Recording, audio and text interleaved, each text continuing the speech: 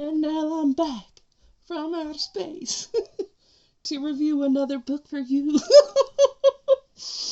Okay, so I'm going to be reviewing The Treatment by Suzanne Young, as well as The Recovery. So this is book 2 in the program, like duology, but then there's also a book 2.5, which is called The Recovery.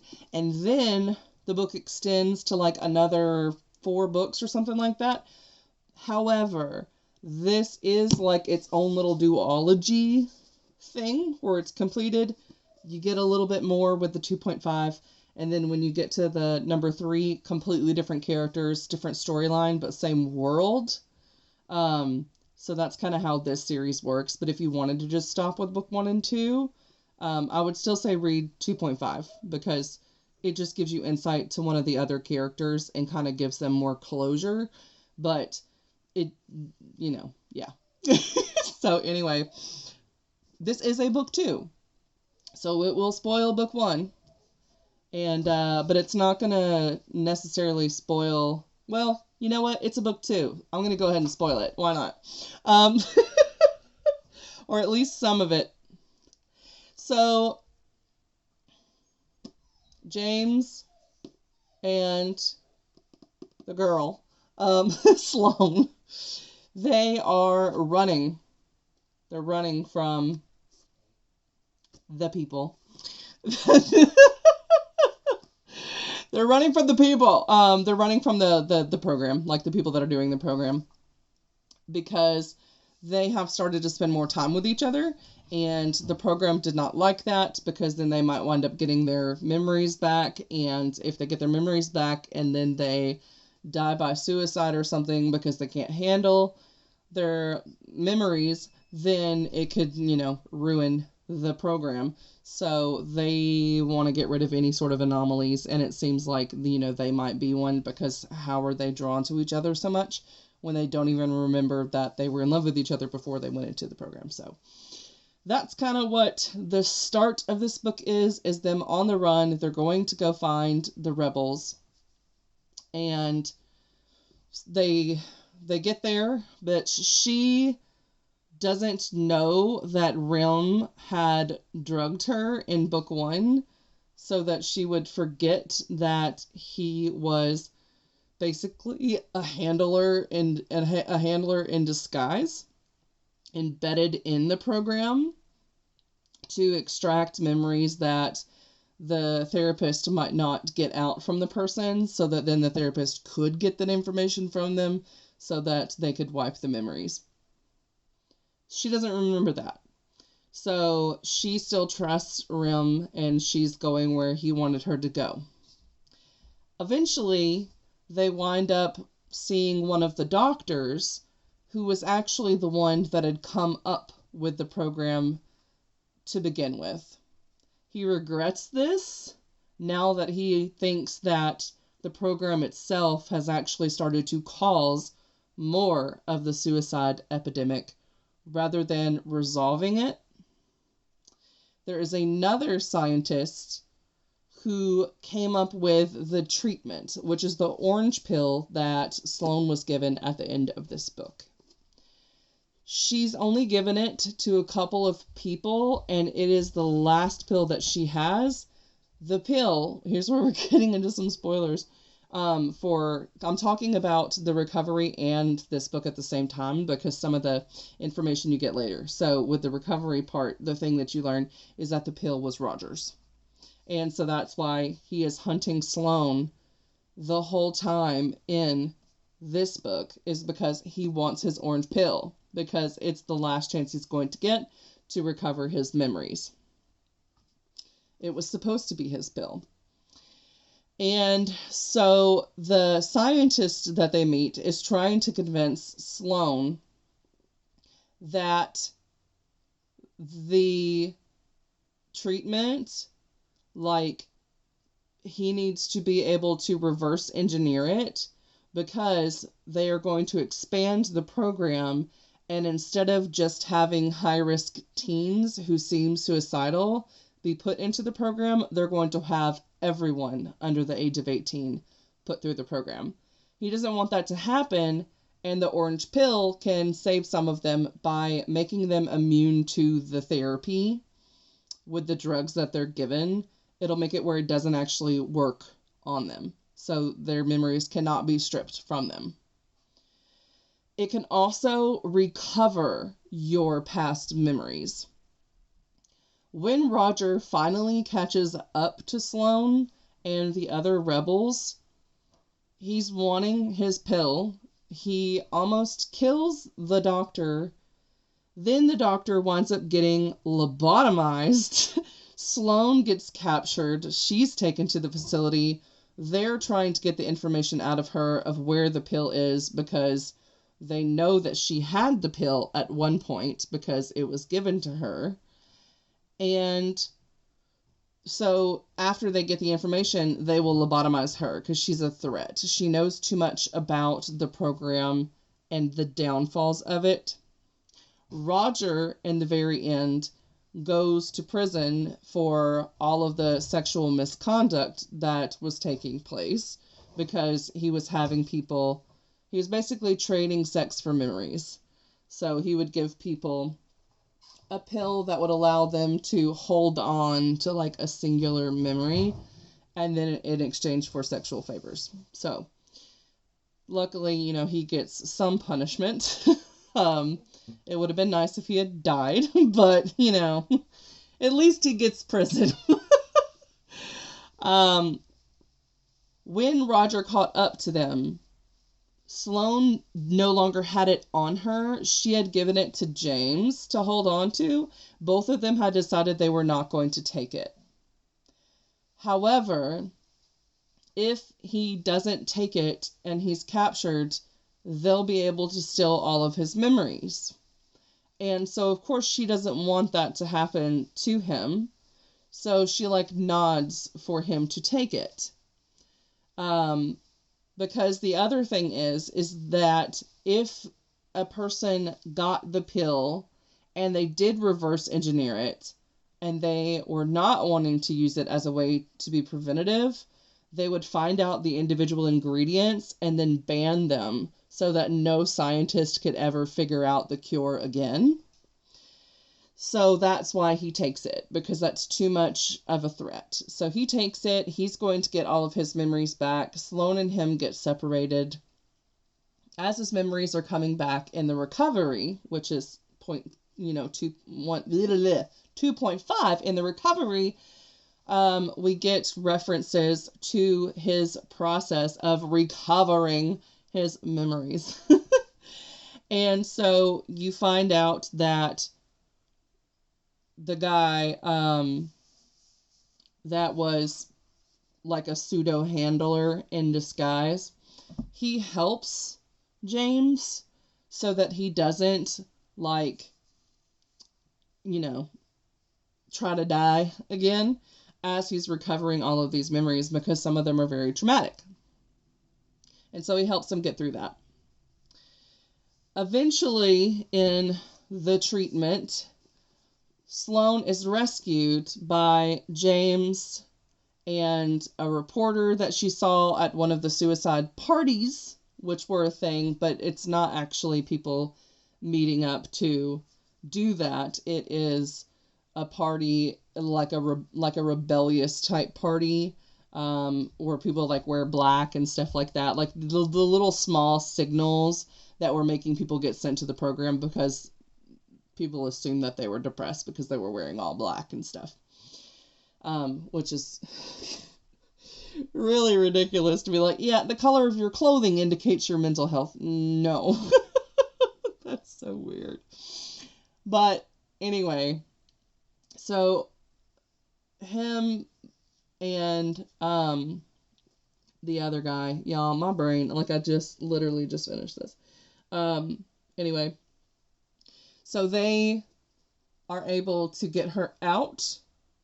They also wind up meeting up with the scientist who had created the treatment, which was the orange pill to recover the memories.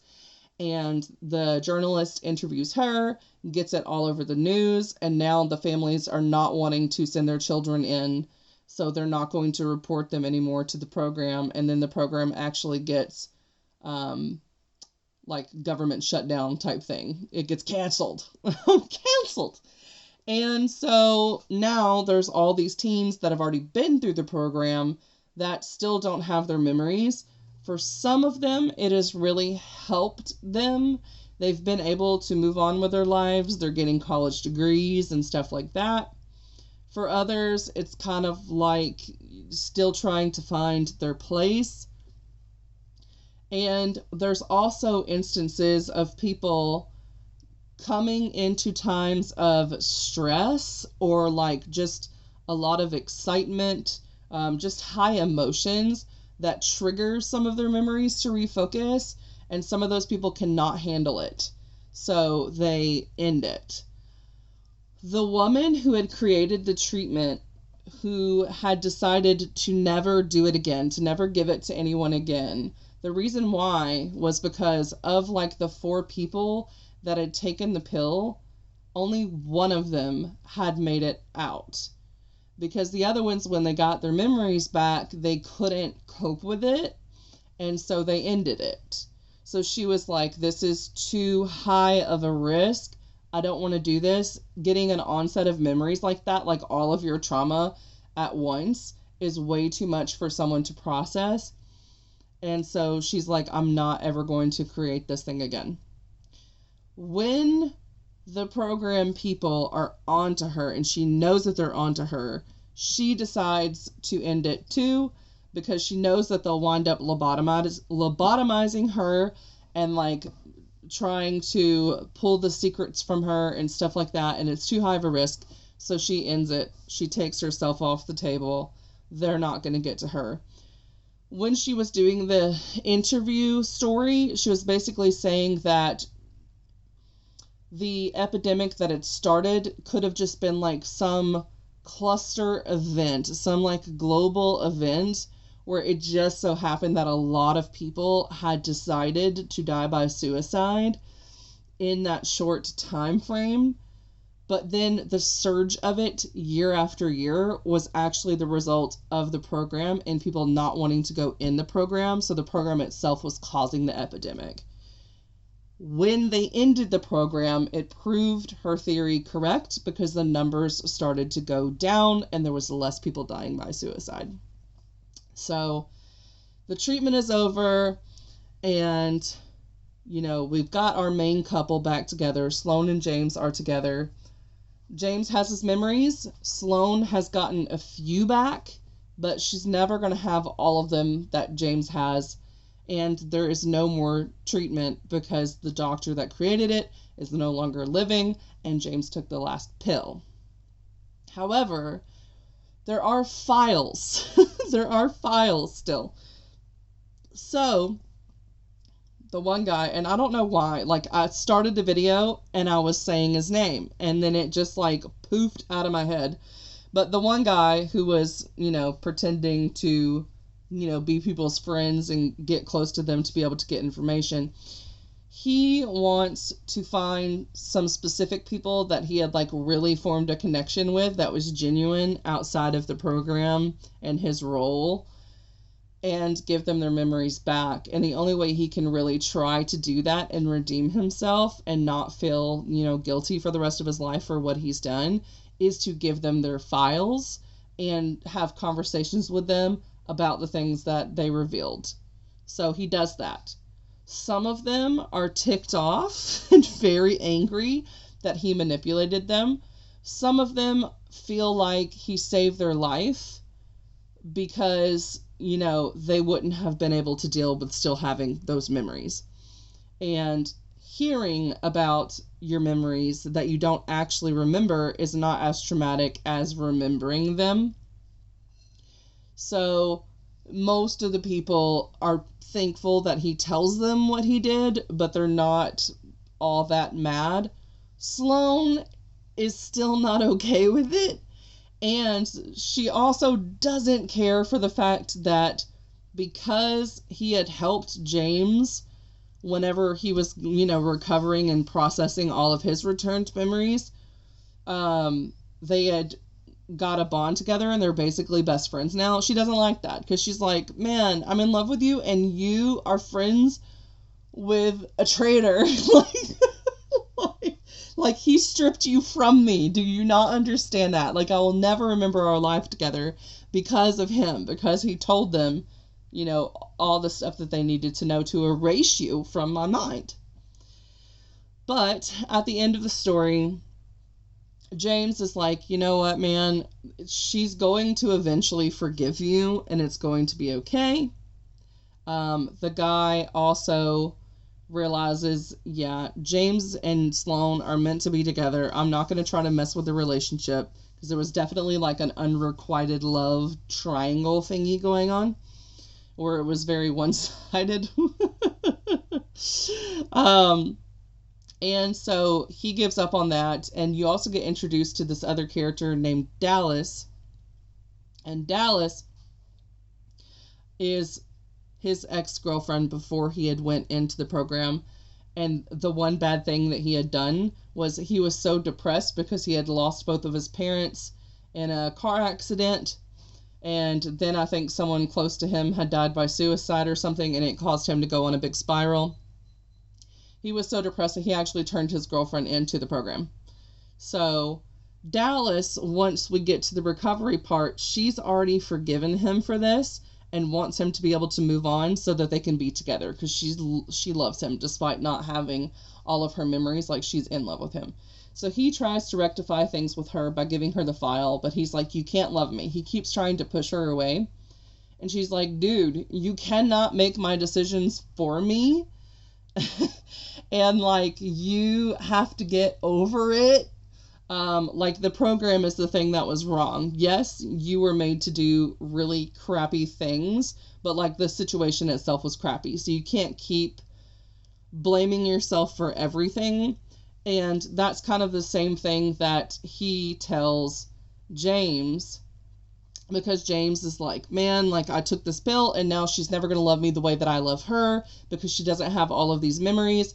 And he's like, dude, you're being stupid. I was in the program with her. She's madly in love with you. She fought for you. You fought for her. Y'all found each other afterward. Y'all are together again. Like, just go home to her. Like, you don't need to continue this mission with me. I've got a couple people left on my list. Like, go home to your woman. And so James does. And when James does, he leaves like in the middle of the night and he gets a hold of Dallas and tells Dallas to come there and finish the trip with the guy's name that is slipping my mind for a really weird reason. It's really annoying. And of course it's not on the back blur. But anyway, his first name is Michael, but he goes by his last name, and his last name is slipping my mind. But anyway, so she shows up, and she's like, I'm coming with you. He's trying to push her away again, and she's like, you can't make this decision for me. You think that you're irredeemable. I don't. So let me prove it to you. And so he, like, winds up holding her hand in the end, and we're like, okay, maybe they will have a chance. And he is like, you know, if she's going to fight for me like this, maybe I just need to accept it. I need to accept that she's not going to hate me. And maybe we can be something eventually. So that is the treatment and the recovery. I have read The Remedy, which is the third book. It is very good. It made me cry my eyes out. But it is the last book of this like world that I own, and I would like to focus on books that I own this year and not really acquire any for as long as possible so that I can knock out as many of my owned books as I can. Therefore, even though I do not need to acquire one to read the rest of the series, I can get it from my library for free through like Libby, and they're available, so I don't even have to wait for them. Even though I can do that, I don't want to do that because it's going to take time away from trying to knock out more of these books. I want to knock out all of these books because I have like 350 that were on my TBR at the start of this year. More than 350, actually.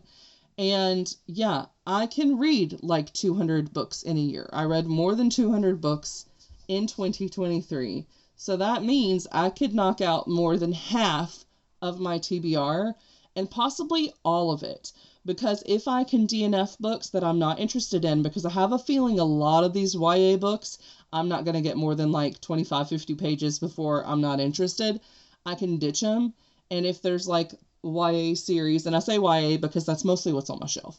And I've had them on my shelf for the longest. I've only started acquiring adult books since 2018, whereas I've always been acquiring young adult books. And in droves between like 2015 to 2018 was a big buying spree, just buying. My consumer years, I'm not really, I would say I am not an over consumer for the past several years, because I went overboard and then I was like, no, unhaul 500 books, bye. And I've done that like 2 or 3 times now where I've unhauled like 500 books. I'm not even kidding. So I've got it down to something that's more manageable, but I want to be able to experience books as they're coming out. I want to be able to follow the hype trail and not feel like I'm neglecting stuff on my shelf. And I would like to be able to experience rereading. I'm listening to all of these books like on audio because that's what's fastest for me. Some of them don't have audio, so I'll be reading those physically. But I figure the more I do into audio, the faster I can go through them all and be able to do that where I do like the rereads. And because I know that I like the books and I'm going to keep them and I'm not going to get rid of them because I enjoyed the audiobook, I can then make these my personalized copies and flag them and write in them and do all of that kind of stuff that you would never do with a book that you would potentially want to resell. So I don't plan on reselling anything that I keep after reading it and knowing that I really enjoyed it, because even if I never reread it again, I want it to kind of like be the thing that I can hand down if I die and be like, you're not just getting books if I do that. Like, you're getting me because I'm writing things in it and all of that. It's my little bookend. But anyway, that's very long. And if you didn't watch this video, you didn't get to all this personal stuff at the end. So you should watch my videos all the way through. So I'll see you all in the next one. I finished 2 books today, which brings me to, so that was book 11 and 12. So we're at 12 books, and today is the 10th. The 10th. I'm doing good. What am I going to read next, you ask? Well, my hold that said it was going to be several months long did not say several months, probably because some of them readers were checking it, said they were going to check it out for 21 days, and they're like me, and they only needed it for like a day or 2 and returned it. So it's available, and that is Checkmate by Allie Hazelwood. Yeah, this is the last book I have of hers to read. Kind of sucks, because that means I'm going to have to wait until she publishes the next one, and this one just came out. Just came out. But yeah, I'm going to read it. It's YA. I've heard it doesn't really have any spice, which is very different from her other books. So I don't know how this is going to go. I think some people have been liking it, some people haven't. I have not paid attention. If I've seen this cover, I've clicked off because I made the mistake of seeing people not like Love on the Brain, and then it put me off of wanting to read it right away. And I loved it. So I don't want that to happen again. So I need to just avoid the media and read this book. So this is like a 10-hour audiobook. I'm reading at 3 speed. I would not rule out, considering what time of day it is. I got off super early today because my brother got off, so therefore I got off because I watch his kids, my nieces and nephews. I would not put it past me if I don't finish this book tonight or very early in the morning. I do have other things I need to do today, but yeah, I'll definitely be finishing this by tomorrow for sure. So That's what I'm going to be reading. I do not have anything already checked out other than that for my audiobooks, so I have lots of options. One of my newest acquired books that also works really well for the readathon that I'm doing, because it's going for like snowy stuff and wintry things and like covers that fit that vibe, is Twisted Love by Anna Huang. I want to like a dark romance, but I don't like unhealthy romance. So I don't know if this is going to be like a bully thing, like The Ritual, where I'm like, I don't like this, or if it's going to be really, really good. So I love enemies to lovers. So if it's enemies to lovers, we're going to be good. I don't know how dark this book gets. I don't know. I can't trust you dark romance reader reviews because y'all love The Ritual and it was horrible. There was like forced stuff. When I see that as a content warning in a romance, I assume that it is not between the hero and heroine. I'm okay with any content when it comes to outside of the romance. If there's the R word that happens, I'm okay. I can handle that. I can see it on the page. I don't get triggered. I don't really get triggered. But when it's with the person you're supposed to be falling in love with, no. No. I do not like that. So you got to be specific with your trigger warnings. Is it the love interest or not? Because people that are me will read the trigger warning in case we know it's something that we're not going to like. But I need specifics. Same thing if it was something like fat shaming. I can read that if it's like a side character. I don't want to read that if it's one of the love interests, because they can go away. So anyway, yeah, that's a lot of me just ranting, but that's what you get here now. We don't do editing anymore. We just show up and press record and upload by the phone. That's the only way I'll actually get content out, and you get a lot more content this way. So seeing me in the wild. No filter. But yeah, I'm going to go and find me something to eat because I'm getting hungry. And listen to this book instead of watching TV. Because that's kind of what I've started to do now, is not watch as much TV. I'm down to like an hour a day at lunchtime. So yeah, I might watch TV. I don't know. It's been a day. I've done a lot. I've been productive, but excited. Let me know what you're excited to read. Have you read any of these books that I've mentioned in this video? Let me know down below. What do you recommend for me to read after I check these out? If I go in this direction, let me know, because I don't know. And I'll see you all in the next one. Thanks for watching. Bye.